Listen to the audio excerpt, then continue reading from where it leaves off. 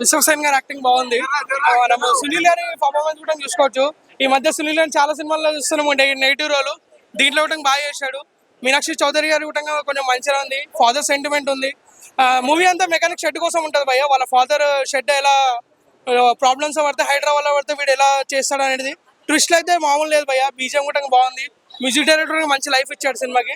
ఇంకా సినిమాలో ట్విస్ట్లు అయితే చాలా ఉన్నాయి భయ్య. ఓవరాల్ గా సినిమా అయితే బాగుంది భయ్య. హిట్ అనుకోవచ్చు ఖచ్చితంగా భయ్య. మనం మాట్లాడుకోవచ్చు ప్రీవియస్ సినిమాలో ఇది కూడా వన్ ఆఫ్ ది సినిమా అనుకోండి. ధమాకా టైప్. నేను మరీ ఫలక్నామా దాస్ అని చెప్పలేను, ధమాకా అనుకోండి అంతే. అంటే మాస్కా దాస్ అనే పేరు ఈ సినిమాలో వినపడిద్దా? యా షూర్ ఖచ్చితంగా వినిపిస్తా అన్న. హీరోయిన్స్ ఎట్లా ఉన్నారు? మీనాక్షి చౌదరి, హీరోయిన్ బాగుంది అన్న. శ్రద్ధా సిన్హా అయితే ట్విస్ట్లు వేరే లెవెల్ అన్న. అసలు ఒక్కొక్క ట్విస్ట్ బలగం మూవీ వచ్చిందని చెప్పి కూడా అంటున్నారు. లేదన్న. బలగం తోడు పోల్చలేమన్న. బలగం వేరు ఇది వేరు అన్న.